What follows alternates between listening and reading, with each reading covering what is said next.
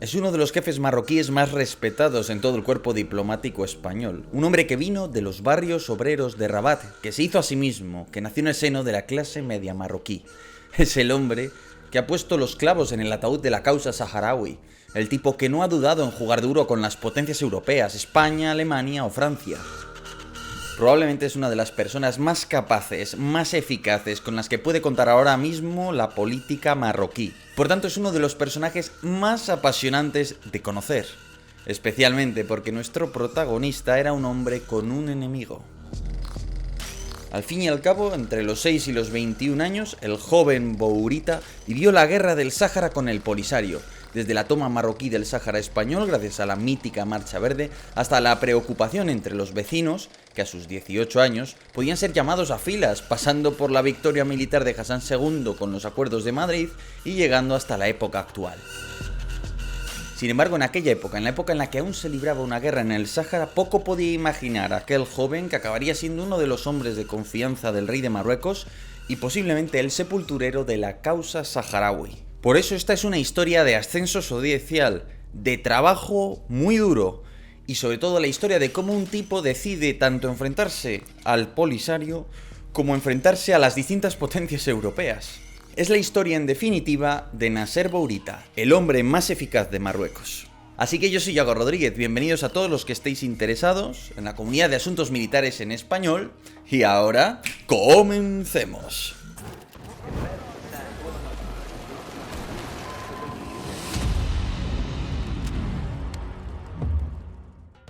Corría 1969, cuando la familia Bourita tuvo a su tercer hijo en una pequeña ciudad al sur del Rif, en Taounat, un lugar famoso por la agricultura del higo, por la rica artesanía de sus alfareros y de sus mercaderes. Y la verdad no sabemos a qué se dedicaban los padres de Bourita, pero podemos suponer que alguna de esas profesiones, artesano, agricultor, incluso mercader, y como tantos otros, pues en algún momento decidió que en busca de oportunidades lo suyo era viajar, mudarse con toda la familia a Rabat, a la capital. Allí en Rabat, en la barriada de Yaqub el Mansur, se estaban construyendo colonias obreras a toda velocidad para dar un techo a las miles de familias que iniciaban el imparable éxodo del mundo rural a la ciudad. No hay más que ver cómo lucía en esta fotografía satelital de 1985, cuando Nasser Bourita vivía ahí, en comparación con 15 años después, en el año 2000. Yo creo que la vida con hasta 4 hermanos, 2 mayores que tú y 2 menores que tú, te tiene que enseñar mucho al juego de equilibrios, a la negociación, porque todos los que tenemos hermanos creo que entendemos que eso es una parte fundamental de la relación con los mismos, especialmente pues a la más tierna edad. Mientras crecía, Bourita pasaba la infancia a caballo entre el colegio público, su casa y su barrio, donde el entretenimiento estrella era el fútbol. Fue entonces cuando se convirtió en un fanático del Bayern de Múnich, en la época de Karl-Heinz Rummenigge o el gran Torpedo Müller. Y mientras todo esto sucedía, el joven Bourita seguía empapándose de las realidades de su entorno, realidades que algún día serían el objeto de su trabajo, realidades que en realidad muy pronto serían asunto suyo. Realidades relativas al Sáhara Occidental. Nasser Bourita no solo vivió la mítica Marcha Verde, la retirada de los españoles y la toma del Sáhara, sino que hasta sus 21 años se pasó la adolescencia escuchando informes de la radio oficial sobre la guerra del Sáhara, las historias del servicio militar de sus vecinos, que recién cumplidos los 18 años eran destinados a las provincias del sur. Es normal, pues al norte de su barriada se encontraba el Lacari, el ensanche burgués de diseño francés, creado en la década de 1950 para albergar a la creciente burguesía rabatí, muy especialmente a los empresarios que habían construido su fortuna gracias a las oportunidades brindadas por los fosfatos del Sáhara. Y así, en 1987, Bourita finalizó la educación primaria y secundaria y se le abrieron las puertas del ascensor social. La licenciatura en Derecho de la prestigiosa Universidad Mohamed V le esperaba. Llegados a este punto no me cabe ninguna duda de que Bourita era probablemente un alumno excepcional y probablemente se benefició de las becas del Estado. Y es que la carrera universitaria y esas becas eran la única manera real, creo yo, de obtener acceso a ese ascensor social en un momento en el que éste se obtenía participando en el colegio real de la educación del futuro príncipe heredero, tomando parte de alguno de los colegios privados, quizás el Liceo Francés, quizás el Colegio América americano, en fin, algunas de estas escuelas para formar lo que no dejan de ser las élites de Marruecos. Pero a ello cabe añadir otra cosa, la obsesión de Bourita con el Bayern de Múnich. Estamos hablando de un equipo alemán y lo cierto es que Bourita parece encandilarse por el mismo, o yo sospecho que tiene que ver con el hecho de que él se siente muy identificado con el modo de ser, con la personalidad típicamente asociada a los alemanes, muy cuadriculados, extremadamente precisos, meticulosos y trabajadores. Porque Bourita es así, es como un alemán atrapado en un marroquí. Y este carácter tan atípico, nacido naturalmente en él, sería el combustible secreto que terminaría por alimentar su carrera. Y el pistoletazo de salida ya se había dado. Nuestro protagonista era uno de los 198.000 marroquíes que se registraron en una licenciatura en aquellos años. Bourita era parte de ese 0,8% de los marroquíes que formaban la población universitaria, o lo que era lo mismo, los futuros gestores del país. Pero siendo sinceros, Bourita no parecía destinado a la gloria. Sí, era un buen alumno, pero ni venía de un ilustre apellido, ni tenía ancestros de cierto abolengo, ni por supuesto venía de una familia especialmente acaudalada, menos aún a repartir con otros 4 hermanos. Pero todo cambiaría al concluir su formación universitaria, y de alguna manera debido a la influencia de sus padres. ¿Por qué? Por esto. Efectivamente, la trayectoria de Nasser Bourita es la de un joven impulsado por sus padres para que se le abra un futuro mejor, y eso pasaba por buscar un trabajo estable en el principal empleador de Marruecos, el Estado. Bourita debía sacarse unas oposiciones, pero ¿cuáles? ¿Y por qué apostar por el Ministerio de Exteriores?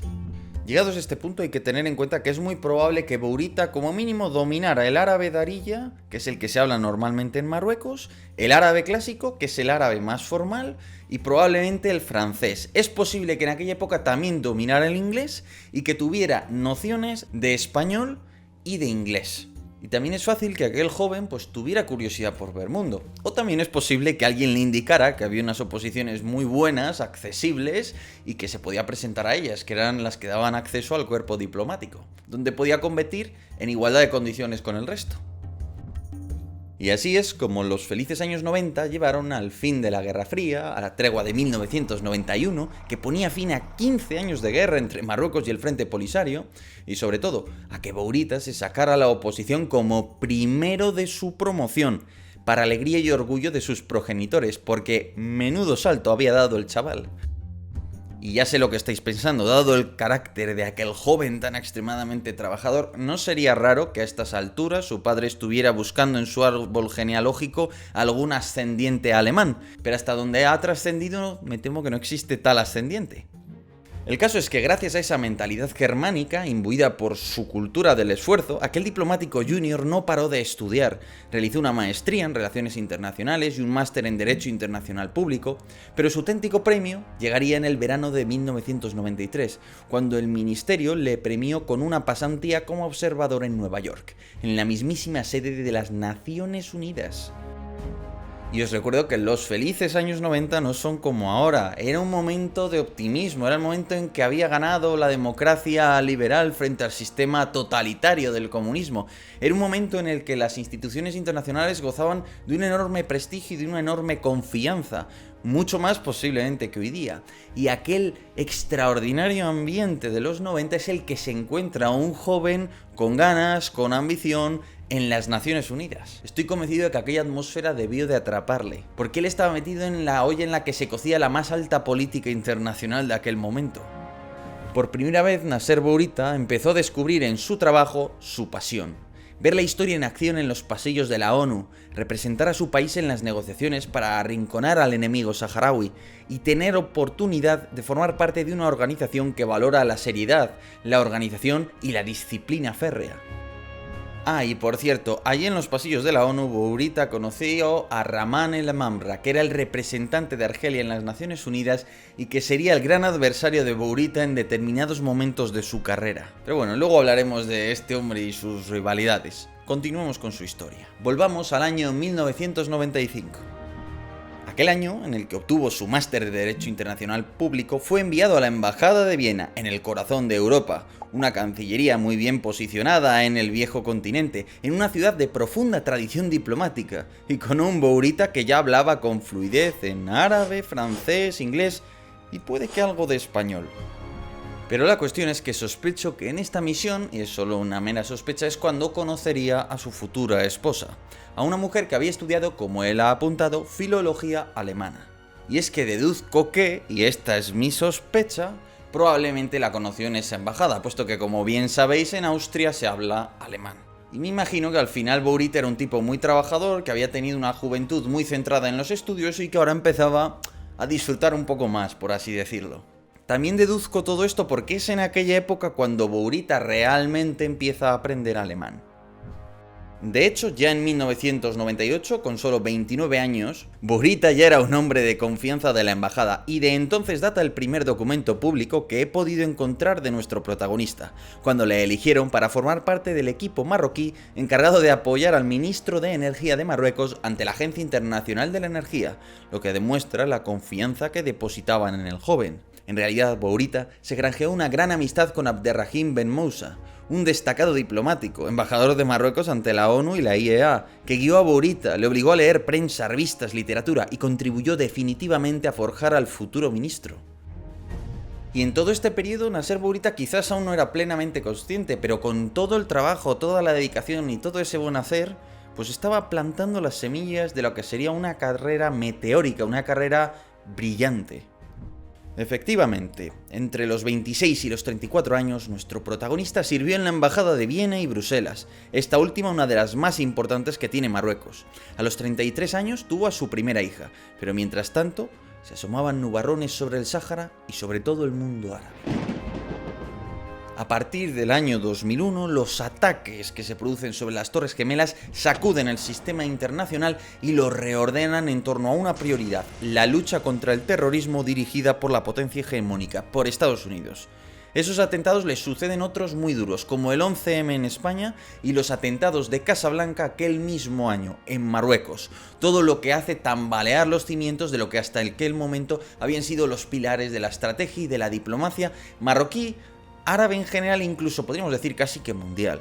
Además, Irán en aquellos momentos empezó a convertirse en un estado que desafiaba de alguna manera la hegemonía árabe-estadounidense dentro de Oriente Próximo, cosa que daría muchos quebraderos de cabeza en las décadas siguientes. De hecho, el Estado marroquí contempla con mucho celo las iniciativas de los misioneros chiíes en Marruecos, que aunque son muy pocos, han sido vistos como un intento de injerencia por parte de Irán. Pero lo verdaderamente importante en Marruecos, pese a la importancia del asunto del terrorismo y el yihadismo, seguía siendo lo de siempre: la piedra de toque, la viga maestra de toda la diplomacia marroquí desde hace 50 años, que es el Sáhara Occidental. No había nada más importante. Y en aquel momento había un enviado especial de las Naciones Unidas que venía con mucho prestigio, con muchas ganas, y que había propuesto una serie de planes con su propio nombre. Me estoy refiriendo a James Baker. Y ojito, porque si el primer plan Baker no pasó del borrador en el año 2000, el segundo plan Baker fue aprobado por el Consejo de Seguridad de las Naciones Unidas de manera unánime. Todas las potencias nucleares daban su visto bueno. Una cuestión de la máxima sensibilidad en Marruecos. Concretamente, el Plan Baker II fue una propuesta para crear una autoridad provisional en la que se incluía a los saharauis huidos por la guerra. Y encima el plan establecía un periodo transitorio de 5 años tras el que se celebraría un referéndum que había de decidir la independencia o unificación con Marruecos. Y el mismo año en que se aprueba el Plan Baker II, Nasser Bourita es ascendido a sus 34 años a ser jefe de servicios de los órganos de Marruecos ante las Naciones Unidas, una especie de gran coordinador, gran director de orquesta que dirige todos los esfuerzos diplomáticos de Marruecos dentro de la ONU, cuando se había presentado ese plan. Es decir, es una muestra de que ya confiaban entonces en él muchísimo pese a su temprana edad. Y la verdad, en ese periodo de tiempo, el cuerpo diplomático marroquí ante la ONU lo hizo todo para fortalecer la posición negociadora de Rabat y, en última instancia, enterrar al Plan Baker. Al fin y al cabo, con lo dura que había sido la guerra, Marruecos no podía aceptar ningún referéndum que consintiera la independencia.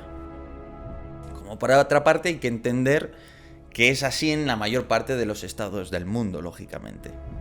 Por tanto, es probable que en aquel periodo crítico Nasser Bourita destacase como un excelente funcionario de alto nivel, joven y muy capaz. De ahí que si en 2003 era jefe de servicios dentro de la representación marroquí ante la ONU, para 2005 ya dirigía a toda la representación marroquí, y en 2006 se le ascendió nuevamente y pasó a dirigir toda la rama ministerial de organizaciones internacionales, FMI, ONU, Unión del Mediterráneo, etcétera, etcétera. Y en 2009, el ministro de Exteriores le confió la dirección de todo su gabinete. Y todo esto gracias a que Bourita leía mucho, desde luego. Porque sí, sabemos que Bourita lee mucha historia y mucha filosofía, algo que va en su personalidad y que probablemente le inculcó también de manera muy especial Ben Moussa. Y eso le hace un hombre pues probablemente con una sofisticación de sus ideas muy notable, aunque desgraciadamente no sabemos qué filosofía y qué obras históricas particularmente suele leer. Pero también sabemos que hay otra rama del conocimiento muy particular sobre la que le gusta leer, que es el management, la gestión de organizaciones.